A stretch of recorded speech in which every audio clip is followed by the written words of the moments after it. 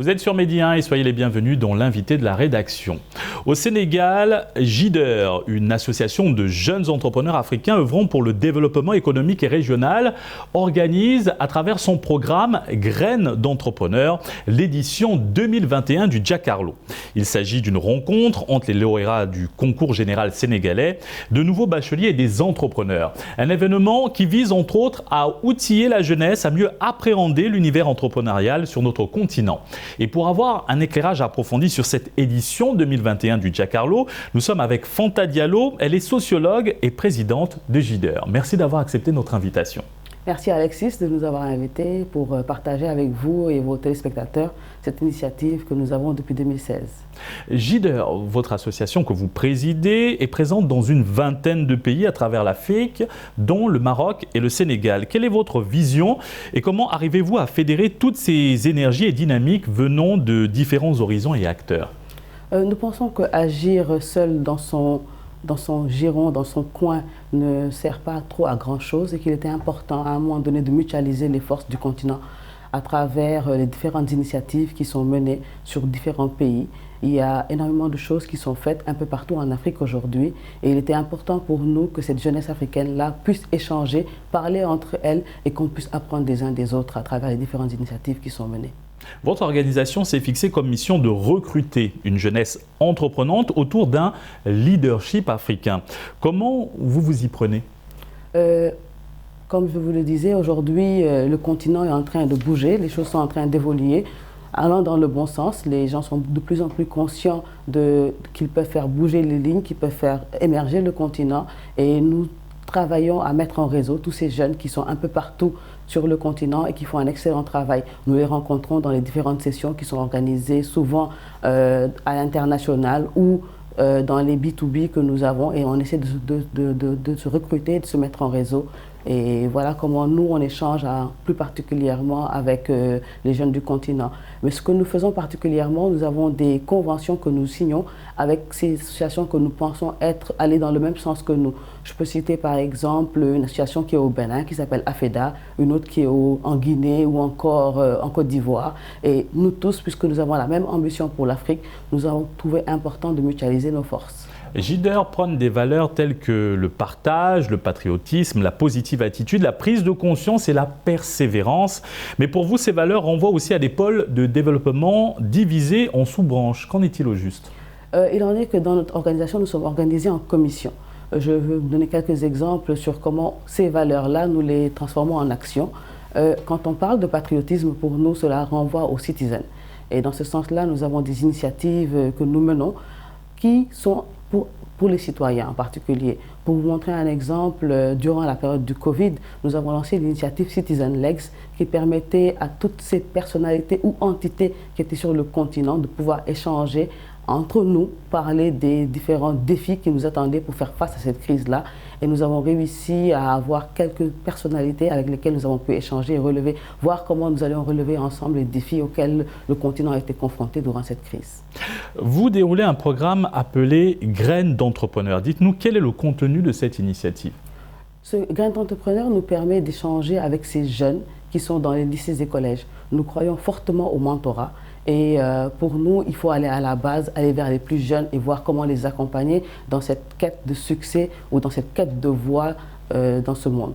Aujourd'hui, Graines d'entrepreneurs, nous avons eu plusieurs activités. Je vais vous en citer deux qui étaient des centres qu'on a organisés. Un en 2016 avec des jeunes les meilleurs élèves du Sénégal qui avaient été sélectionnés. Nous avions travaillé à l'époque avec le ministère de l'Éducation nationale et nous avions choisi les meilleurs élèves du Sénégal qu'on avait regroupés dans un camp de vacances au niveau de Saly, Portugal. Ces derniers-là ont eu l'opportunité durant ces 21 jours de camp d'échanger avec différentes personnalités qui travaillaient dans différents domaines pour leur permettre d'avoir une option, un choix de carrière et pouvoir voir comment ils pouvaient appréhender leur futur. Un deuxième camp a été organisé avec les Miss Math et Miss Science. Ce sont les jeunes filles qui sont sur le territoire national et qui veulent embrasser une carrière scientifique. Vous vous imaginez déjà que pendant plusieurs années, le combat a été pour les femmes l'accès à l'école. Les filières scientifiques sont de moins en moins choisies par nos jeunes.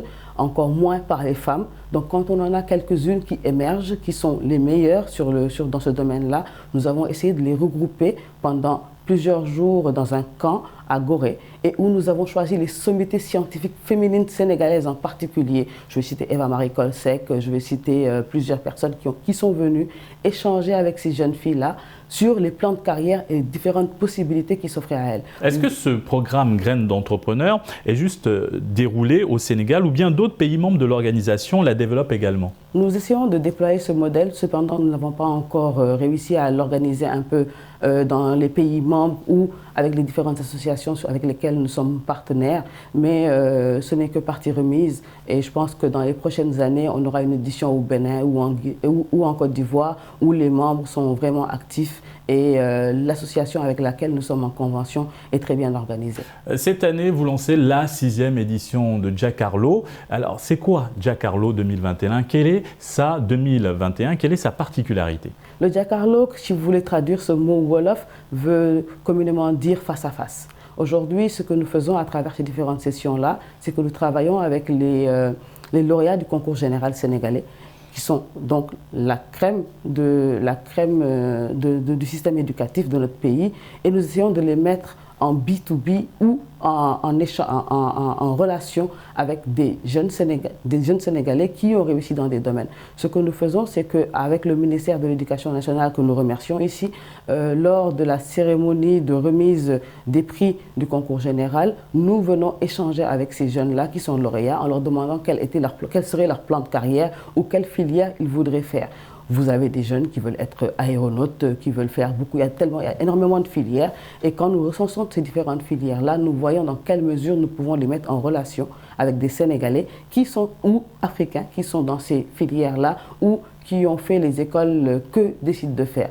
Des fois, nous matchons des gens qui veulent faire Louis le Grand ou plein d'autres entités. Et nous essayons de trouver un mentor qui peut être à même d'accompagner ce jeune-là durant tout ce processus-là de choix de carrière ou encore de choix de filière. Parce que des fois, les gens vont dans des écoles, mais ils sont confrontés au choix définitif de filière. Et pour nous, il est important de pouvoir les mettre en relation avec des gens qui ont de l'expérience, qui sont passés par la même voie qu'eux ou qui connaissent un tant soit peu le système. Et on est heureux d'avoir quelqu'un comme Moubarak Wade parmi nous, qui est le Sénégalais, qui organise le forum d'accompagnement des Sénégalais voulant aller à l'extérieur, plus particulièrement en France, les premiers pas de l'étudiant sénégalais en France. Et ça vous montre ô combien il est important d'accompagner ces jeunes. Au sein de JDR, l'entrepreneuriat est votre fer de lance. Est-elle la solution, l'entrepreneuriat, pour résoudre le problème du chômage des jeunes sur notre continent? L'entrepreneuriat est une solution parmi les autres, mais c'est une solution qui aujourd'hui émerge de plus en plus. Je pense qu'il est important qu'on puisse outiller ces jeunes-là pour qu'ils puissent gagner des parts du marché, qu'ils puissent participer pleinement au succès de ce secteur-là. Aujourd'hui, c'est une voie qui est de plus en plus usitée. Les Sénégalais et les Africains ne doivent pas être en arrière par rapport à cette voie-là. Maintenant, nous, notre objectif, c'est de voir comment les outiller, comment les renforcer pour qu'ils puissent participer et jouer pleinement leur rôle pour avoir un plein succès dans ce secteur. Que pensez-vous des avancées qui ont été faites pour encourager l'entrepreneuriat des jeunes au Sénégal? Il y a énormément d'avancées, il y a énormément de choses qui sont faites, les fonds en particulier. Mais aujourd'hui, comme beaucoup de Sénégalais, on note qu'il y a un réel besoin de mutualiser. Et le plus important, souvent, ce que nous faisons quand il y a une initiative de l'État du Sénégal, par exemple, que ce soit la DER ou une autre initiative, et que c'est ouvert aux jeunes Sénégalais, nous, on fait des sessions de coaching et d'accompagnement pour permettre à ces jeunes-là qui veulent participer ou encore